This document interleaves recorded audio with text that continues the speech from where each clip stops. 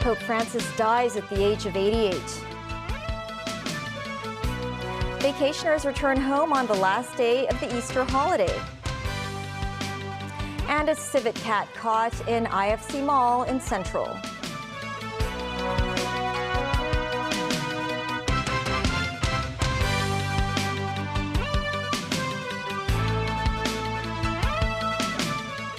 Hello and welcome to TVB News. I'm Melissa Hekalea. Pope Francis has died at the age of 88. The head of the Roman Catholic Church died at 7:30 in the morning at the Vatican. Less than 24 hours earlier, he had presided over Easter Sunday Mass. The first Latin American pope, Francis had spent recent weeks in hospital battling pneumonia and bronchitis. David Garrett reports. A moment to pause and reflect before the official announcement, the death of Pope Francis. With the symbol of Jesus on the cross behind them, Cardinal Kevin Farrell with colleagues announced the devastating news. On Easter Monday morning, Francis passed away. Brothers and sisters, with deep sorrow, I must announce the death of our Holy Father Francis. At 7:35 this morning, the Bishop of Rome, Francis, returned to the house of the Father. His entire life was dedicated to the service of the Lord and his church. He taught us courage and universal love. A true disciple of the Lord Jesus, we commend the soul of Pope Francis to the infinite, merciful love of God. The exact cause of death was not given, although the Pope had spent several weeks in hospital this year with pneumonia and bronchitis. A quiet calm in St. Peter's Square, with the sad news still filtering through. Less than 24 hours before the Pope died, the same square was packed for Easter Sunday and what were Francis's final public statements. The Pontiff had wished the world Happy Easter at Sunday Mass. Cari fratelli e sorelle. His voice was strained but clear. He was discharged from hospital only last month. Francis toured the square in the Popemobile for 50 minutes, blessing well-wishers in one of his final acts. This is being called his final salute. Francis was the first Latin American pope, born in Buenos Aires, Argentina in 1936. He became pope in 2013, taking over from Benedict XVI. This pope leaves a legacy. In a wheelchair in his final years, Francis continued to spread the word of God globally, passionate about the environment, migrants' rights, and especially the poor. He traveled around the world and always met with people in the slums, in prisons, everyone on the margins of the society. They were his priority. He was the Pope of the peripheries because he believed that that was who needed to hear the message of the gospel the most. Tributes have poured in from around the world. US Vice President J.D. Vance met with Francis only yesterday in one of the Pope's last official acts. Vance today describing the meeting as beautiful, although he says the Pope was obviously ill. Vance wrote, "May God rest his soul," and says his heart goes out to all who loved him. David Garrett, TVB News.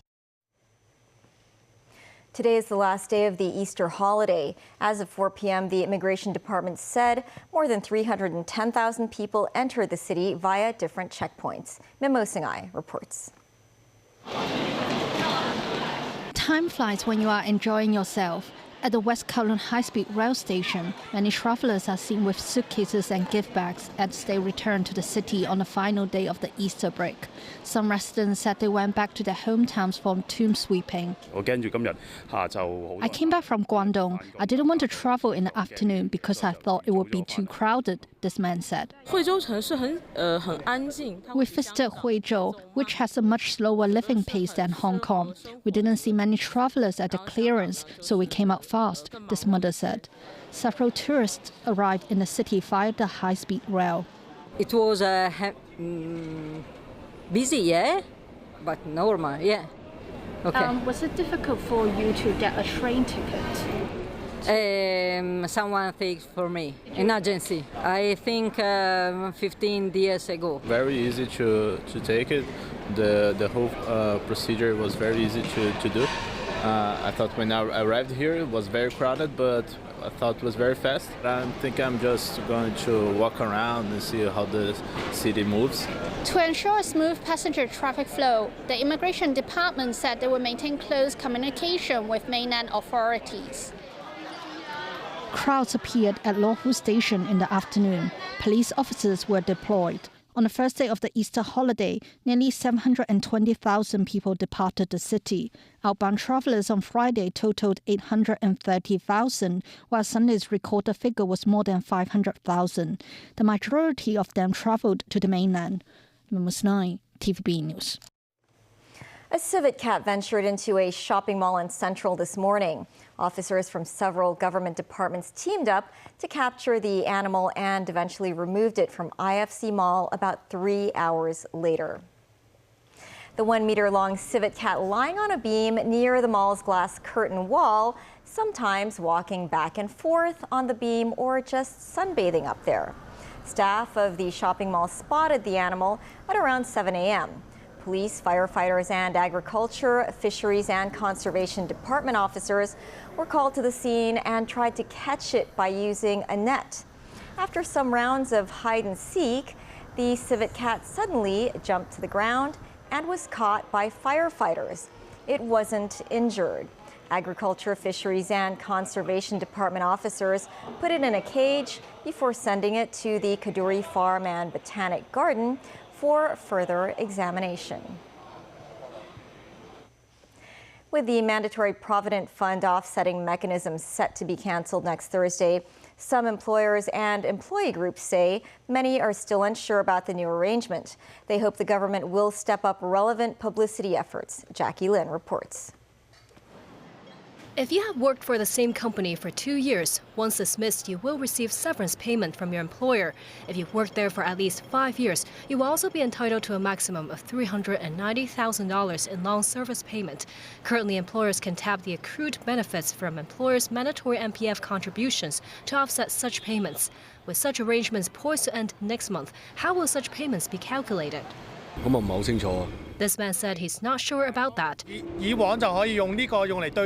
Similar confusion to this man. The government has earmarked $33.5 billion for subsidizing employers over the move for 25 years. In the first 3 years, the expenditure on severance pay and long service payments shall not exceed $500,000. The employer will pay a maximum of $3,000, and the remaining amount will be covered by the government. If it surpasses $500,000, the employer will shoulder 50% of the expenses. From the 4th year onwards, the employer's contribution increases year by year.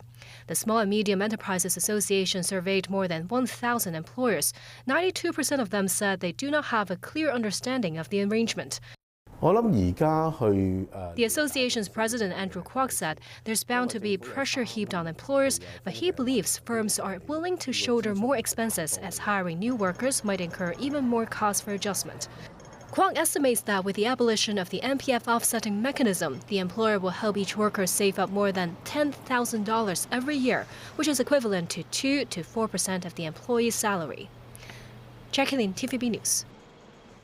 The mandatory Provident Fund offsetting mechanism will end on May 1st. The MPF Authority's public consultation period on the MPF will end next Monday. In a blog post, MPFA Chair Aisha McPherson-Lau wrote that the public consultation conducted since March 28th has received a variety of views. Some agreed with the proposals in the consultation paper, which would help enhance employees' autonomy in managing their MPF. She said under the new arrangement, workers can transfer all their mandatory contributions of their current employers to an MPF trustee and scheme of their choice in their mandatory contribution account or personal account once a year. And such flexibility applies to employees who've joined a new company both after or before the abolition of the offsetting arrangement. The first ministerial meeting of the China-Indonesia Joint Foreign and Defense Ministerial Dialogue opened in Beijing today. Chinese Foreign Minister Wang Yi and Defense Minister Dong Jun chaired the high-level meeting and exchanged views with their Indonesian counterparts, Foreign Minister Sugiono and Defense Minister Safri Samsoedin. The meeting, the first such 2+2 ministerial dialogue, convened as the two countries this year celebrate 75 years of diplomatic ties. Topping the agenda are bilateral ties, defense cooperation, and international regional cooperation. After the meeting, Wang said wanton imposition of tariffs will severely undermine regular trade between countries, and they'll continue to defend the smooth operations of supply chains and regional economies. In Beijing, the Commerce Ministry said China firmly opposes any deal between the United States and its trading partners that could compromise China's interests, with a stern warning that it will take resolute and reciprocal countermeasures. The remarks came as Beijing and Washington are locked in a trade war that has seen skyrocketing tit-for-tat tariffs. The ministry said China is ready to strengthen solidarity and coordination with all parties to stand on the side of fairness and justice and uphold the multilateral trading system. Danny Zhou has more. China's Ministry of Commerce responded to recent news reports that the Trump administration is pressuring trading partners to curb trade ties with Beijing in exchange for tariff exemptions. In a statement published on Monday, a spokesman said the U.S. has arbitrarily imposed tariffs while pressuring countries to engage in so-called reciprocal tariff negotiations. The spokesman called the measure unilateral bullying that breached international norms and hegemonic politics under the guise of fairness, adding that appeasement does not bring peace and compromise does not lead to respect. The spokesman also said China respects all parties that seek to resolve their trade disputes with the United States through equal consultation, but it will not accept any attempt by other nations to trade away its interests. Maintaining a hardline stance in the face of Washington's tariff bombshell, China is set to convene an informal United Nations Security Council meeting this week to discuss the tactics of weaponizing tariffs by the American government. U.S. President Donald Trump recently said he was in no rush to wrap up trade deals with other nations, which his administration hopes would box out China. The tariff tensions have clearly created dilemmas for Southeast Asian countries like Vietnam and Indonesia that concurrently benefit from trade and investment ties with China and the U.S. Vietnam, which faces U.S. levies of 46%, will reportedly clamp down on Chinese goods transiting through its territory and tighten controls on sensitive exports to China, including U.S.-made chips and semiconductors. Flight tracking data showed a second Boeing jet intended for use by a Chinese airline landed back at the U.S. territory of Guam on Monday after leaving the Playmakers Zhoushan Completion Center. This occurred shortly after China ordered its airlines to halt acceptance of Boeing planes. Meanwhile, a group of prominent economists, including 2 Nobel laureates, have signed a declaration condemning Trump's misguided tariff policy. In the letter, they said it has no basis in economic reality and raised concerns about how the tariffs could lead to a self-inflicted recession. Danny Zhou, TVB News.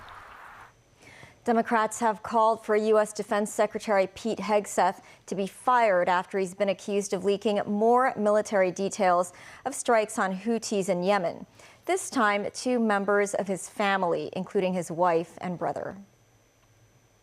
This is the second time Hegseth has disclosed sensitive information, having mistakenly sent messages to The Atlantic magazine last month. In the latest leak on the Signal messaging app, Hegseth disclosed administrative procedures, including the timing of airstrikes. It went to around a dozen people, which also included his lawyer. Senate Minority Leader Chuck Schumer asked if Trump was too weak to fire him. Still ahead, Zelensky says Russia was trying to create an impression of a ceasefire as attacks continued. Russian companies set sights on Asia as they develop new markets. And a KMB pop-up exhibition bringing special memories to the public.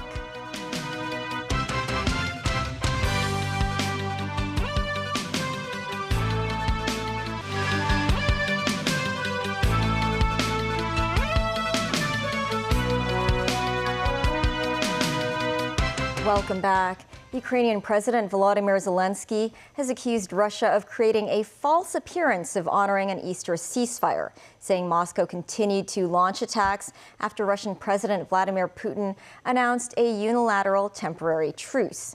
Russia resumed attacks on Ukraine after the ceasefire expired this morning. Nazvi Karim with more. The US State Department said it was encouraged by last week's Paris discussions and Secretary of State Marco Rubio's call to his Russian counterpart Sergei Lavrov.